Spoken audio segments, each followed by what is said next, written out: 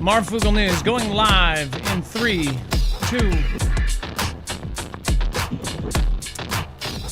All right, what is going on, guys? It is Adam, aka Marf, and this is Marfoogle News. We're going to talk about some very important stories that will lead into our next show, which we're going to talk about a war that is right about to start.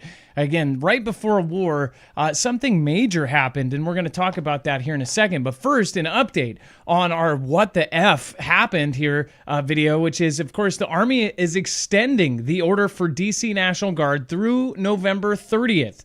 So they did end up getting this. It says the Army is extending orders for the Washington, D.C. National Guard to remain on active duty in the nation's capital through November 30th, two U.S. officials told ABC News on Thursday.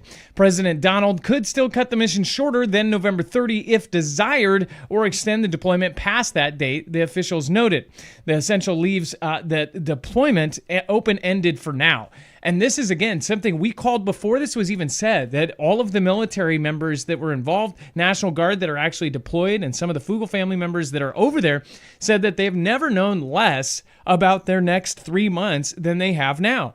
And this has been going on for about 2.5 months now. Now, I find that that's strange that it's still going on. A lot of Fugel family members are being denied their leave in the not only Army, Navy, and other branches, but they're also being told so little about what is actually going on. Now, once you see what is being said today, and of course some of the stories that are happening, like Mark Rudd essentially saying that troops are going to go in to Ukraine, we'll talk about all of that. But Army Secretary Dan Driscoll signed off on the plan on Wednesday, enabling Brigadier General Leland D. Blanchard II, commanding general of the National Guard, the D.C. National Guard, to update the initial orders.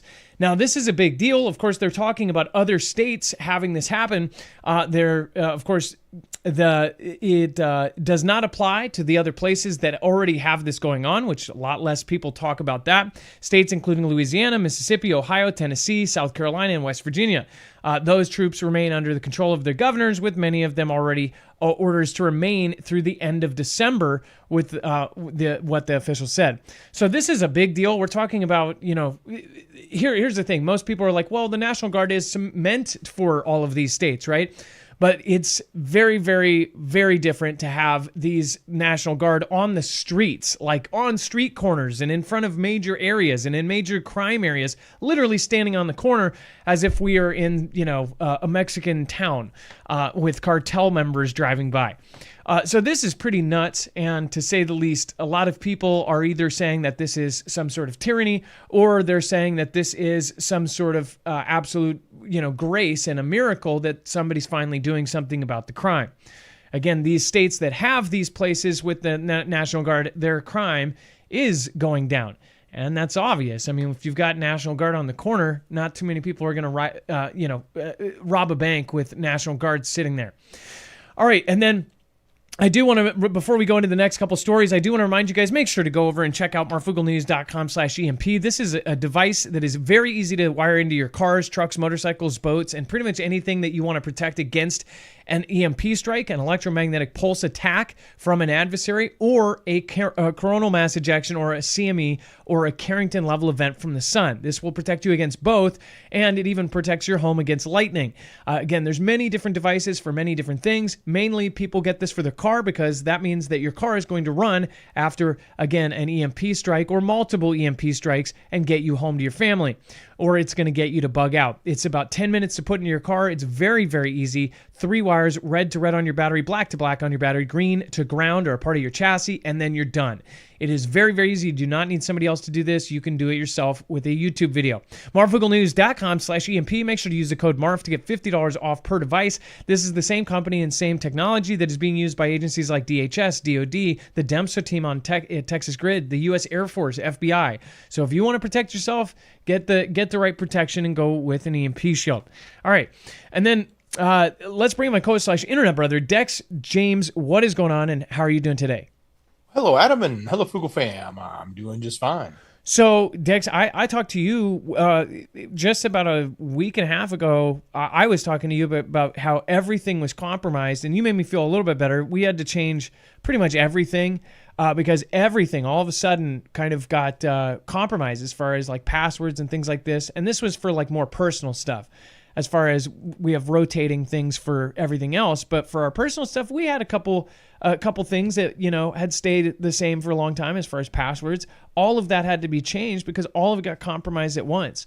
As far as this goes, what happened here, and what are they saying that China just did, or Chinese cyber attackers? Yeah, so they've been studying this Salt Typhoon attack, they've been studying it for about a year now. This was an attack we have covered a few times as they continue to present more information. But like they've attacked the power grids, they've gone after the companies, they've stole sensitive information, intellectual property, chip designs, you name it. Like China has had a long history of hacking and stealing from America. But the sweeping cyber attack group known as Salt Typhoon is the most ambitious yet, and experts and officials have concluded after a year of investigating it that it targeted more than 80 countries, and it literally has stolen information from nearly every single American, according to the officials. They see it as evidence of China's capabilities rivaling those of the United States and its allies. So the Salt Typhoon attack was a years-long coordinated assault that infiltrated major telecommunication companies and others. The investigation said that it was highly unusual joint statement last week that the range of the attack was far greater than originally understood. And security officials warned that the stolen data could allow Chinese intelligence services to exploit global communication networks to track targets, including politicians, spies, and activists. But it goes further to say it's every American. So they pretty much have as much information as they got information on every single American. And we don't know what yet they plan to do with that, but it certainly opens, a can of worms and opens a rabbit hole that many want to go down and question what could they do with all that data. And then this is something where you wonder what they're actually using it for. Are they using it just to financially screw us over? Are they just doing it to kind of snatch our stuff, to do identity fraud, to get money out of it? I don't think so. And I honestly think it may go into stuff that most Americans don't even know about yet, as far as information regarding your personal history, your likes, your needs, your thoughts even. This goes into what I think is the weapons of the future, like NeuroStrike and things like this, and even programming AI. Scraping this much data could literally advance their AI faster than ours. I mean, Dex, wouldn't that be something that would be correct? If they can scrape not only front-end information, but back-end information, can't they also use that to program AIs and to use that information against us? Well, yeah, it's a lot of information. So certainly they would probably leverage AI to cull through it and then do something meaningful with it.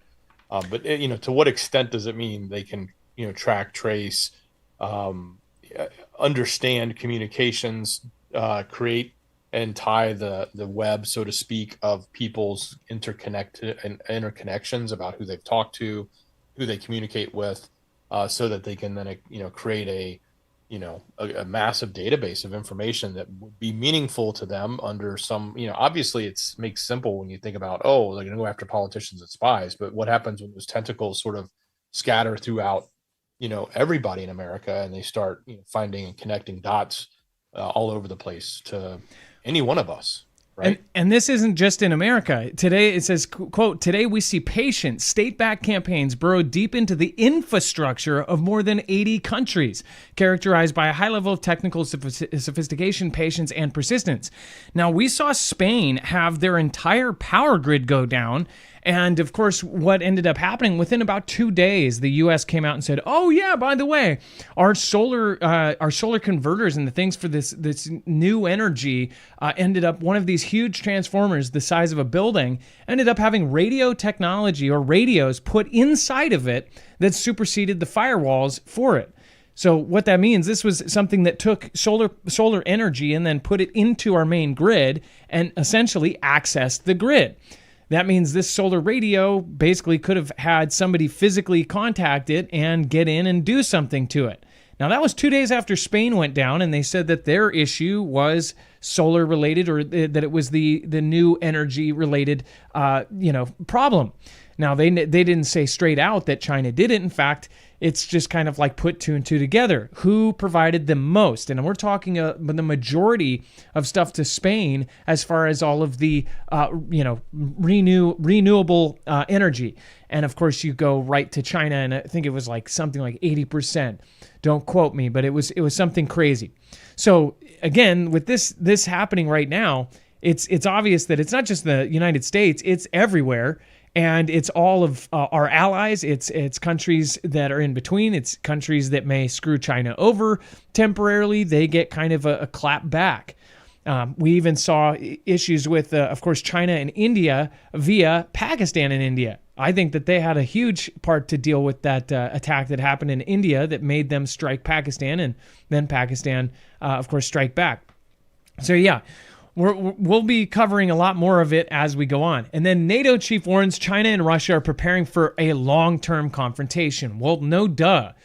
Our community has been talking about this for years. We've been trying to tell people. I've been trying to warn my personal friends and family. And because it is, this isn't something that happens overnight. People are like, oh, it didn't happen on Friday, so I guess it's all good. We're talking about a world war. This is something that is going to be a massive, massive, massive war. Something we've never, ever seen before in our lifetimes. Some of you may be alive that saw World War II, but most likely not. And again, you might have a family member that has, but it's most of the people that have gone and seen that, they have forgotten it. Now, many more in Europe actually have closer ties to World War II because they had their homes and ancestors' homes destroyed by this. But as far as here in the United States, we just are completely complacent, and we think that nothing's ever going to touch us. You never underestimate your enemy, and you for sure don't underestimate these two working together. NATO Secretary General Mark Rutte warned that Russia and China are preparing their defense industries for long-term confrontation after Presidents Xi Jinping and Vladimir Putin led a parade of Beijing's new military hardware. Looking at what was actually there, it says, quote, "We face serious and lasting threats. Russia and China are investing heavily to build up and modernize their militaries," Rutte said in a speech at the IISS Prague Defense Summit on Thursday. Their defense industries are producing weapons and heavy military equipment at a remarkable, staggering rate. And this is at a time when we are not. China unveiled a range of nuclear weapons, including 2 new gigantic intercontinental ballistic missile designs during World War II anniversary parade in Beijing on Wednesday. Xi walked through the crowds with Putin and North Korean Kim Jong-un leader flanking him, and it was the first public appearance with both men and a message to the U.S. and Europe about their military might. So if there was ever any kind of doubt that these three are absolutely working super closely together, well, I mean, they're freaking having lunch together. It's pretty simple to see. We're going to talk about the other comments by NATO. They are talking about preparing the troops to go into Ukraine. If you don't understand how big of a deal this is, then definitely follow us over to the next show over on Marfoogle TV. If you need sources for any of this and you're like, where the heck did they get this news? I want to see it for myself. You can go to our website. You can go to marfooglenews.com and you can find a full bibliography of every single article, tweet, video, picture, document. On top of that, you can find every single affiliate. If you do want to support us, we are independent. All right, we'll see you over on the next show. If you're in the chat, just stay there. You'll be ported right over to Marfoogle TV. If you are, of course, watching this live. If you're watching the replay, all you have to do to get to that next video is click here. See you in just a minute.